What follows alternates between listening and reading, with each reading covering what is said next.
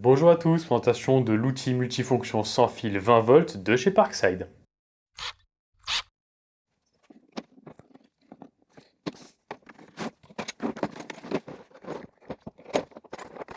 Concernant les problèmes de micro que j'ai eu la dernière fois, pour ceux qui sont intéressés, je vous ferai quelques explications en fin de vidéo si ça vous intéresse. Il y a quelques temps, je vous avais fait une présentation de la version 12 volts de cet appareil, version 12 volts qui m'avait entièrement satisfait. Je sais que j'ai eu pas mal de retours négatifs sur la version 12 volts, des gens qui n'en étaient pas satisfaits. Malheureusement, c'est le gros souci de Parkside, c'est la différence de qualité entre plusieurs machines du même modèle. Jusque-là, j'ai eu beaucoup de chance, il y a juste deux outils qui ont vraiment rendu l'âme, mais sinon le reste, il marche plutôt bien. Je pense notamment à la gamme performance qui était sortie en début d'année 2022.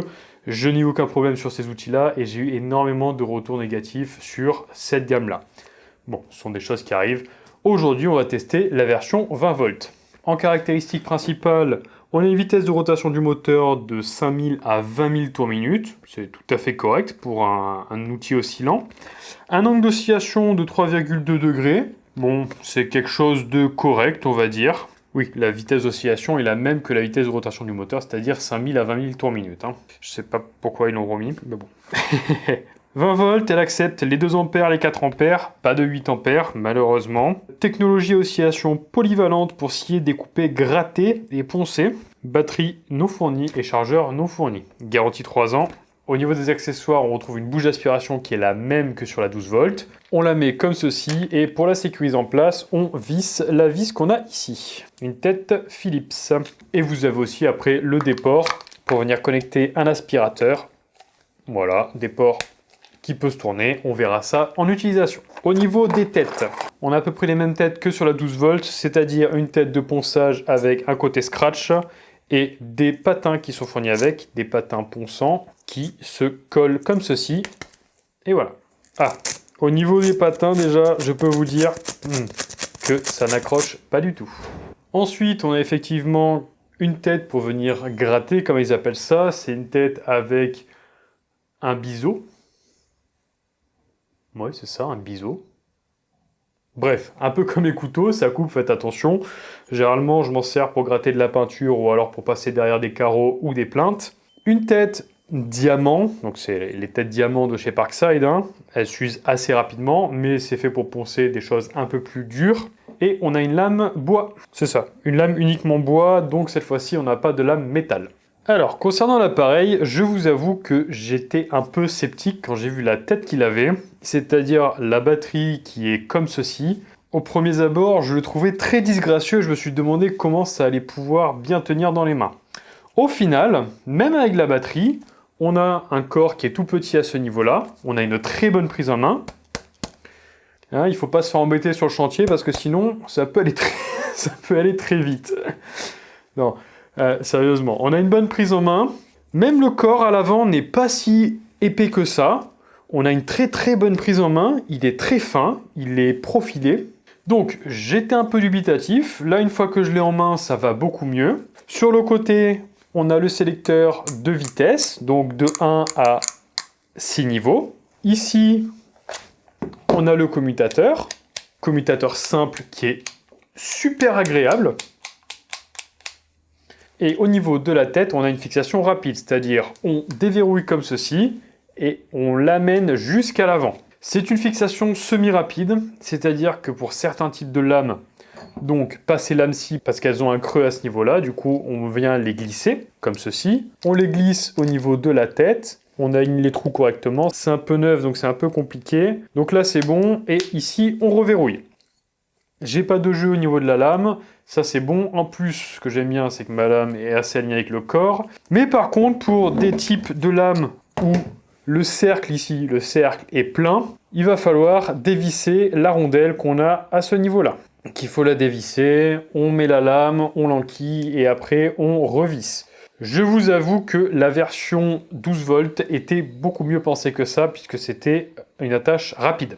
On n'avait pas ce genre de problème. Mis à part ça, c'est un petit détail. Et pour finir, on a eu une LED de travail sur l'avant, ce qu'on n'avait pas sur la 12 volts, il me semble. Concernant le montage de la bouche d'aspiration, comme je vous l'ai dit, on la met simplement comme ceci. Donc là, vous avez un trou. Ici, vous avez la vis qui va venir dans ce trou-là. on les aligne et on visse tout simplement comme ceci. Et là, ça ne bouge plus, on peut incliner l'aspiration comme on veut. Donc c'est vrai que c'est un peu moins agréable pour l'attraper, mais bon, c'est pas très grave. Et c'est toujours pratique d'avoir quelque chose qui peut capter la poussière, parce que généralement ça fait assez de poussière, ce petit appareil. Alors, concernant les tests, on va essayer en partant du plus petit, c'est-à-dire des petites... comment on appelle ça? Des carrelets. Des petits carrelets de bois, en passant par du pain, de l'être, il me semble, donc un peu plus galère à travailler, parce qu'il ne faut pas aller trop vite avec l'être. Du pain un peu plus gros, et on testera bien sûr la tête diamant avec un bout de béton. Non, quelqu'un m'a dit ce que c'était, j'ai oublié. Bon, du béton moins dur. Et on testera bien sûr pour finir la tête ponçante, et non pas la tête pensante. Et on va aussi faire un test de niveau sonore et un test de vitesse d'oscillation. Donc comme d'habitude à 60-70 cm de mon appareil de mesure, je vais le mettre directement à la vitesse maximale, et on est parti.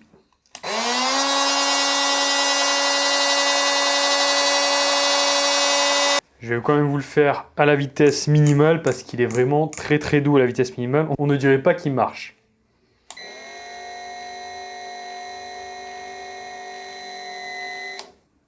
Ok, donc 80 décibels pour la vitesse maximale et à peine 55 décibels pour la vitesse minimale. Effectivement, comme on l'a fait remarquer dans les commentaires, en utilisation c'est toujours un peu plus bruyant, donc mettez quand même des protections auditives.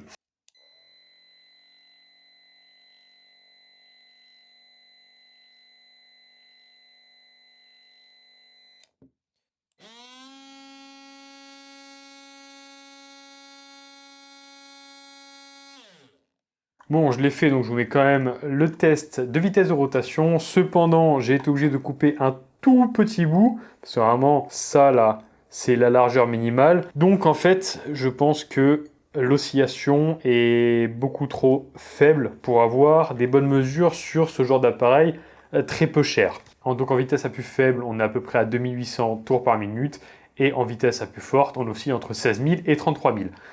Donc, je ne suis pas sûr que ça apporte une plus-value parce que c'est un peu trop chaotique.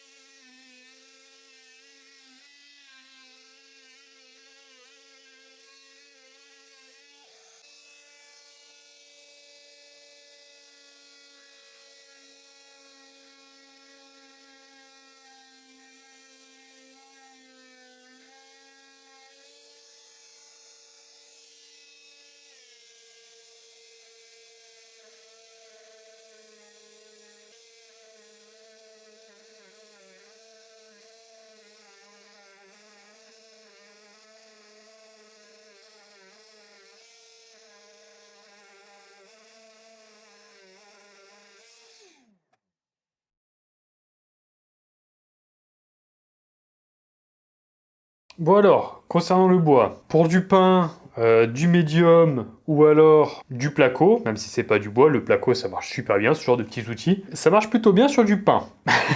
Si vous allez sur quelque chose d'un peu plus consistant, alors déjà, les lames de base n'aident pas plus que ça la machine parce que ce ne sont pas des lames de première qualité. Hein. Elles sont déjà assez abîmées, rien qu'avec les petits tests que j'ai fait. L'appareil en lui-même n'oscille pas tant que ça. Sur l'être, j'ai dû ralentir un peu la cadence. Je suis passé de 6 à 5. C'est en train de chauffer et ça noircissait le bois. C'est pas le but. Mais pour des petits travaux légers, du type plainte, découper un peu de pain, comme je vous l'ai dit, du plâtre pour venir encastrer des prises ou des boîtes de dérivation, des choses comme ça, des boîtes de dérivation encastrables bien sûr. Hein. Ça marche plutôt bien. L'aspiration marche uniquement pour les poussières aéroportées, donc ce qui va dans mes poumons, et j'apprécie plutôt qu'il n'y ait pas de poussière qui aille dans mes poumons, parce que pour le coup l'aspiration marche plutôt bien. L'aspiration est plus faite pour la partie ponçage qu'on verra plus tard, mais là pour l'aéroporté ça marchait plutôt bien. On va passer au test de ponçage.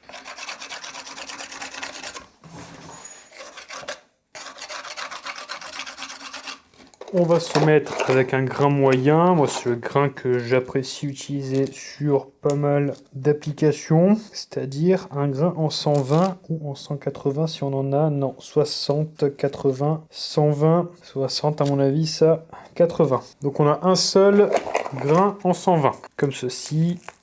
Tac. On le met et on ferme. C'est verrouillé. Bon, j'ai pas grand espoir là-dedans. Hein. On va faire un petit test. On va dire, hop, comme ceci, sans aspiration, avec aspiration. Au maximum.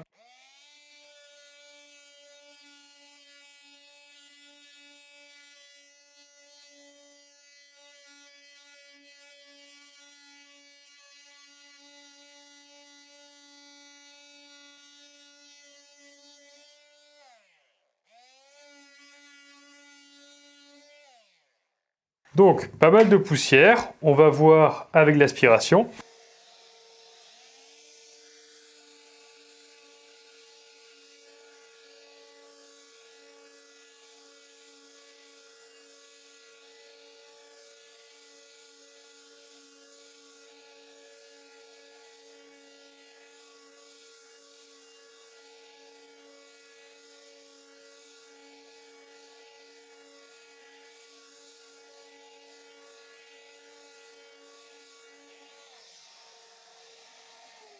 Ok, bah écoutez, j'ai été mauvaise langue sur la partie ponçage. Le patin n'a pas bougé.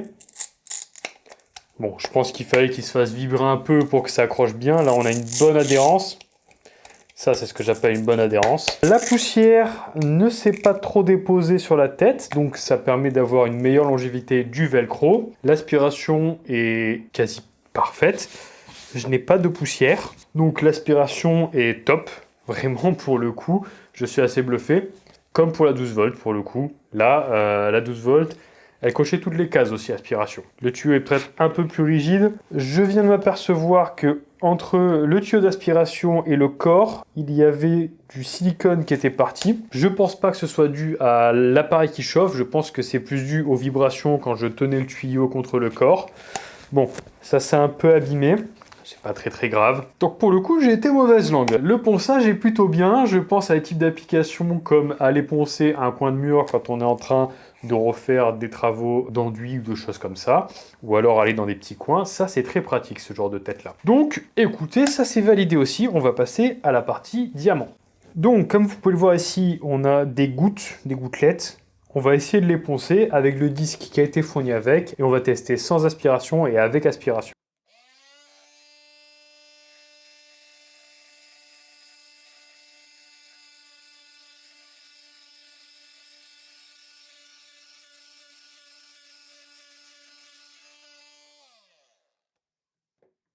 Pas mal de petits dépôts.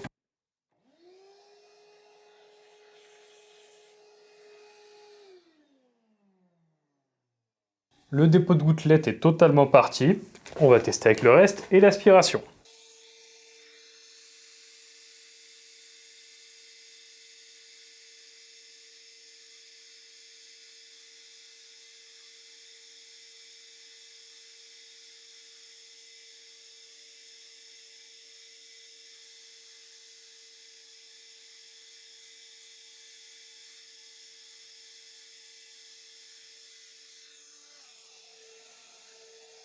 Bon, pareil, là, la goutte est totalement partie, totalement, enfin il en reste un petit peu ici, mais bon, vous avez compris le principe. Alors au final, ce petit appareil, eh bien écoutez, comme la version 12 volts, je suis assez bluffé sur pas mal de points. Je suis moins bluffé que la 12 volts, notamment au niveau de la partie bois, que je trouve moins performante que la 12 volts. Sinon, le reste, c'est grossièrement la même chose. Contrairement à la 12 volts, il n'y a pas l'attache rapide. Enfin, il y a l'attache rapide pour certains types, pas pour tous les types. Comme la 12 volts, quasiment toutes les marques passent dessus parce que vous avez des accroches avec des petits points. Vous avez des accroches avec des traits des fois. Là, c'est par petits points, donc à peu près toutes les marques peuvent passer dessus. La petite lettre de travail, là on est en plein jour, donc je n'ai pas trop vu l'utilité, mais sinon on va dire qu'elle marche. Le commutateur est toujours aussi agréable.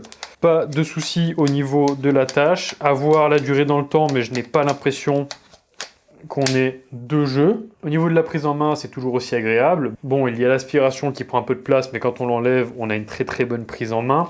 L'aspiration fait vraiment le café, ça évite d'inhaler de la poussière. Il n'est pas si lourd que ça, assez maniable, on peut le tourner dans tous les sens. La tête ne dépasse pas trop, donc elle ne va pas nous gêner pour les coupes. La batterie non plus ne dépasse pas, donc elle ne va pas nous gêner pour les coupes non plus. Personnellement, j'utilise le Enel que je possède aussi, qui est très très bien pour le coup. Il est bien plus puissant, il est bien plus cher aussi. Et ces outils multifonctions, personnellement, je ne les utilise uniquement que pour faire des trous dans le placo et pour décoller de la plinthe. Vous savez, quand vous devez installer un meuble et qu'il y a déjà les plinthes qui sont posées, des fois il faut les découper quand ce sont des plinthes en médium. Du coup, ce genre de petits outils, ils peuvent très facilement vous sauver la vie ou vous éviter de perdre beaucoup de temps. Donc écoutez, pour moi, il est validé. Je sais qu'il y en avait pas mal qui m'avaient fait des retours sur cet outil-là, alors peut-être que c'était les versions précédentes. Là, cette version-ci, pour moi, elle est validée et elle est plutôt bien. J'utiliserai quand même la NL. Sur ce, cette vidéo est maintenant terminée. J'espère qu'elle vous a plu. Si c'est le cas, n'hésitez pas à liker, commenter et partager. Et vous partagez, vous faites ce que vous voulez. Ça m'aiderait beaucoup et ça aiderait à faire grossir la chaîne. Je vous dis à la prochaine.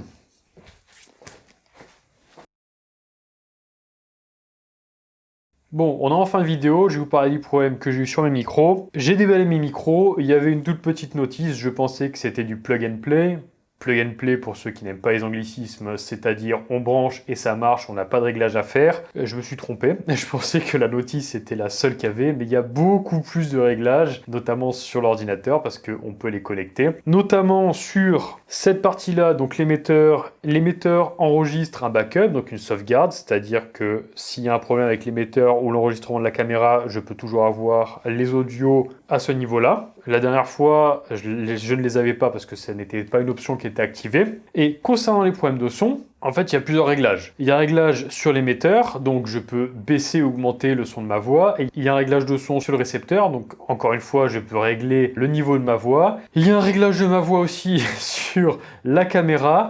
Et il y a aussi un réglage de la voix sur mon logiciel de montage. Donc tout ça mis bout en bout, quand on ne sait pas les régler, ce qui est mon cas parce que l'audio c'est très nouveau pour moi et la vidéo aussi, ça sature. Et une fois que le son est saturé, impossible de le récupérer. Donc, j'ai fait plusieurs tests, j'ai essayé de suivre les instructions de Rode concernant le Sony ZV-1 que je possède. J'avais un son mieux, mais moins bien qu'un tuto que j'ai trouvé sur internet. Donc bon, écoutez, on peut pas savoir ce qui s'est passé. En tout cas, il fallait que je règle mon émetteur sur 0 décibels, mon récepteur sur moins 15 décibels et mon appareil sur plus 15 décibels. Alors pour ceux qui sont dans le son, apparemment il faut que tout soit à 0, donc ça ne sert à rien de mettre le récepteur à plus 15 et l'appareil à moins 15, ou inversement, il faudrait les mettre à 0. Sauf que j'ai essayé aussi, et ça me donne un son moins bon. Si vous pouvez m'expliquer pourquoi, dites-le moi. Là, j'espère que le son est meilleur. J'ai découvert aussi une fonctionnalité sur l'émetteur qui s'appelle Safety Channel, donc la piste audio de sécurité. C'est-à-dire que toutes les voix que j'enregistre, elles s'enregistrent en normal avec mes réglages, et il y en a une autre, donc la sécurité, qui s'enregistre à moins 20 décibels, donc c'est-à-dire avec ma voix qui est réduite. Comme ça, si jamais il y a un problème et que ça sature, je peux toujours récupérer la piste de sécurité. Je crois que c'est à peu près tout. Il y a encore énormément d'autres réglages. Je vous en parlerai dans une vidéo si ça vous intéresse. Eh bien, merci de votre écoute.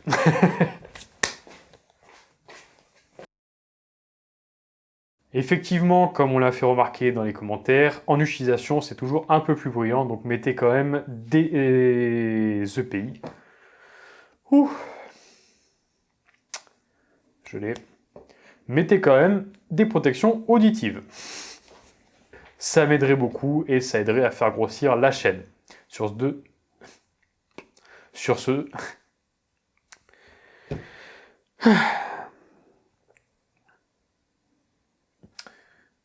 je vous dis à la prochaine.